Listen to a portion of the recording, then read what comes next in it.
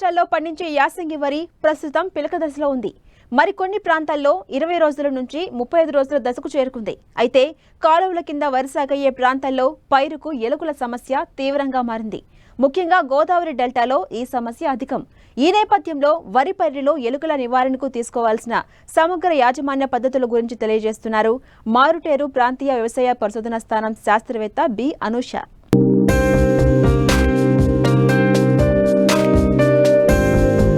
పంటలకు చీడపీడల తరువాత అదే స్థాయిలో నష్టం కలిగించేవి ఎలుకలు. గోదావరి డెల్టాలో అయితే ఎలుకల నిర్మూలనకు రైతులు చేసే ఖర్చు వేలల్లోనే ఉంటుంది. పంట పొలాల్లోనే కాక లేత నారుమడుల్లో, గోదాముల్లో విధ్వంసం సృష్టిస్తున్నాయి. సాధారణంగా ఎలుక తినేదానికన్నా ధ్వంసం చేసేదే అధికం. వీటిలో పునరుత్పత్తి వేగవంతంగా ఉంటుంది. పంట నాటింది మొదలు దిగుబడి చేతికొచ్చే వరకు ప్రతి దశలో వీటి నష్టం కనిపిస్తూనే ఉంటుంది. దీంతో రైతులు తీవ్ర ఆందోళన వ్యక్తం చేస్తున్నారు.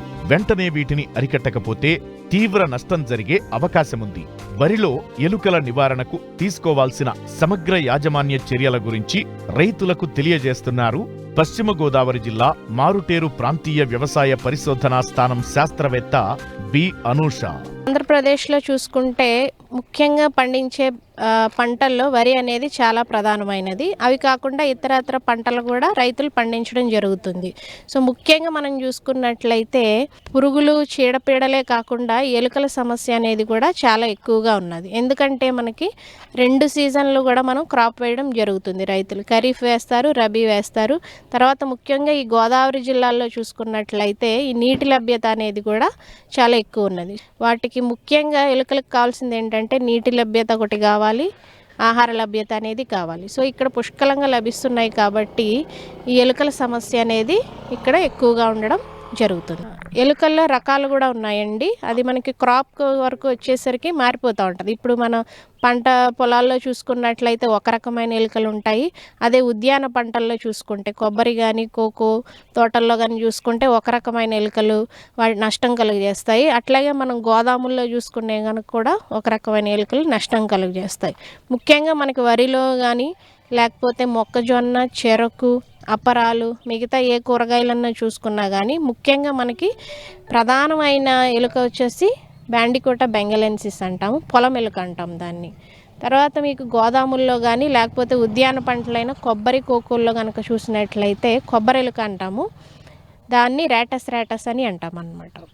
మనకి ఎలుకలు ముఖ్యంగా వరిలో చూసుకున్నట్లయితే విత్తనం నాటిన దగ్గర నుంచి అది పంట కోసి గోదాముల్లో మనం స్టోర్ చేసుకునే వరకు కూడా ఈ నష్టం అనేది కలుగు చేస్తున్నాయి.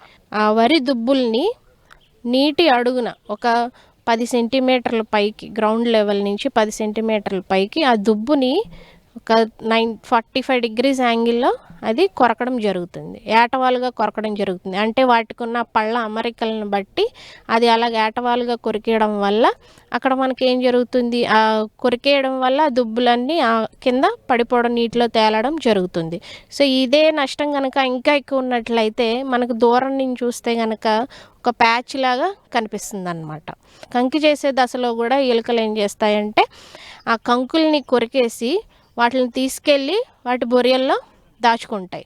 సో అట్లాగా మేము ఇక్కడ స్టడీ చేసినప్పుడు ఆ బొరియల్లో ఎంత దాచుకుంటుంది సుమారుగా అని ఎలుకలు మేము స్టడీ చేసినప్పుడు సుమారుగా 1/2 కేజీ నుంచి 4 కేజీల వరకు కూడా ఈ ఎలుకలు ఆ కంకులను తీసుకెళ్ళి ఆ బొరియల్లో దాచుకోవడం జరుగుతుంది. సో ఇది కంకి దశలో చేసే నష్టం. అంటే ఈ ఎలుకల సమస్య అనేది సమగ్రంగా యాజమాన్య పద్ధతులు పాటించాలి. అంటే అన్ని యాజమాన్య పద్ధతులు పాటిస్తేనే కానీ ఎలుకల సమస్య అనేది తగ్గదు. ముందుగా మనం చూసుకున్నట్లయితే ఈ సేద్య పద్ధతులు అంటాము. సో ఈ సేద్య పద్ధతుల్లో భాగంగా రైతులందరూ ఏం చేయాలంటే ఈ పొలం గట్ల మీద అది కూడా కలుపు అనేది లేకుండా చూసుకోవాలి. అంటే వాటిని శుభ్రం చేసుకోవాలి. శుభ్రం చేసుకొని తర్వాత గట్లను, ఏవైతే పొలం గట్లు ఉన్నాయో ఆ గట్లను వెడల్పు వీలైనంత వరకు తగ్గించేయాలి. ఎర్రబుట్టలు వాడటం ద్వారా మీరు ఇందాక చెప్పారు. సో ఎర్రబుట్టలు వాడడం అంటే ఎర్రబుట్టలు ఎప్పుడు వాడాలంటే ప్లాంటింగ్ చేసిన దగ్గర నుంచి ఒక 30 రోజుల వరకు ఆ ఎర్రబుట్టలు అనేది వాడాలి. అది ఎలుకలు తిరిగే ప్లేసెస్ ఉంటాయి గట్ల ద్వారా. సో అక్కడ మనము ఈ ఎర్రబుట్టలు అనేవి ఎకరానికి 20 వరకు పెట్టుకున్నట్లయితే మైగ్రేట్ చేసేవైతే ఉన్నాయో అవి వచ్చి ఇందులో పడటం జరుగుతుంది. దాని ద్వారా అది చనిపోవడం జరుగుతుంది అన్నమాట. పంట ఏ దశలోనైనా ఎలుక కన్నాలలో పొగను వదిలి సులువుగా చంపవచ్చు. దీనినే బ్రోఫ్యూమిగేటర్ అంటారు. పొగను వదిలేటప్పుడు కన్నం చుట్టూ పగుళ్లను మట్టితో మూసివేసి పొగను కనీసం 3 నిమిషాలు వదలాలి. ఎలుకలు రసాయనిక ఎరలను స్వీకరించని సమయాల్లో కూడా దీని ద్వారా మంచి ఫలితాలను పొందవచ్చు. తర్వాత మూడవది ఏం చెప్తున్నామంటే పొగ బారించడం ద్వారా. సో దాని ద్వారా ఏంటంటే మనము కుండ లోపల ఎండుగడ్డి పెట్టి దానికి కొంచెం నిప్పు రాజేసి ఎలుక కన్నం దగ్గర పెట్టి పైన బ్లోయర్ ఉంటుంది. ఆ బ్లోయర్ కనుక తిప్పినట్లయితే లోపల పొగ వస్తుంది. ఆ పొగ ఎలుక కన్నంలోకి వెళ్ళటం వల్ల ఏం జరుగుతుందంటే ఆ ఎలుకకి ఊపిరాడక అది చనిపోవడం జరుగుతుంది. ముఖ్యంగా మనం చూసినట్లయితే 3 రకాల మందులు అనేవి ఉన్నాయి. ఒకటి వచ్చేసి జింక్ ఫాస్ఫైడ్, దాన్ని రైతులందరూ నల్ల మందు అంటారు. రెండవది వచ్చేసి బ్రోమోడయోలిన్, తెల్ల మందు అంటారు. మూడవది వచ్చేసి అల్యూమినియం ఫాస్ఫైడ్, సెల్ఫాస్ టాబ్లెట్స్ అంటాము అవి. సో ఈ జింక్ ఫాస్ఫైడ్, ఈ బ్రోమోడయోలిన్ని రెండింటిని కూడా ఎట్లా వాడుకోవాలంటే వాడుకునే పద్ధతి ఒకటే. ఎట్లాగా తయారు చేసుకోవాలంటే ఉత్తి రసాయనం ఒకటే పెట్టడం కాదు, ఆ కెమికల్ ఒకటే. దాన్ని ఏం చేయాలంటే 96 పాళ్ళు నూకలు, 2 పాళ్ళు ఆయిల్, నూనె 2 పాళ్ళు మందు కలుపుకొని ఒక 10 గ్రాములు ప్యాకెట్ల న్యూస్ పేపర్లో పొట్లంలో చుట్టుకొని ఆ ఎలుక కన్నం దగ్గర పెట్టినట్లయితే ఎలుకలు అవి తిని 3 నుంచి 5 రోజుల్లో చనిపోవడం జరుగుతుంది.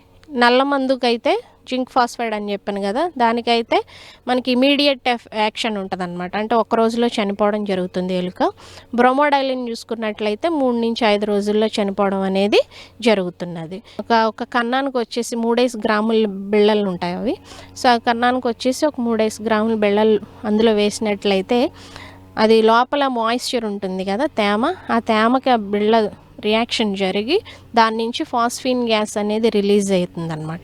సో దాని ద్వారా ఎలుకలకి ఏం జరుగుతుందంటే అది పీల్చడం వల్ల రక్తం కక్కుకొని చనిపోవడం అనేది జరుగుతుంది. ఈ అల్యూమినియం ఫాస్ఫైడ్ అనేది కొంచెం నిపుణుల పర్యవేక్షణలో వాడాలి, ఎందుకంటే కొంచెం అది పాయిజనస్ కాబట్టి. సో తద్వారా ఇవన్నీ పద్ధతులు కూడా రైతులు పాటించినట్లయితే రైతులకి ఎలుకల నుంచి నష్టాన్ని అనేది కలగకుండా జరుగుతుంది.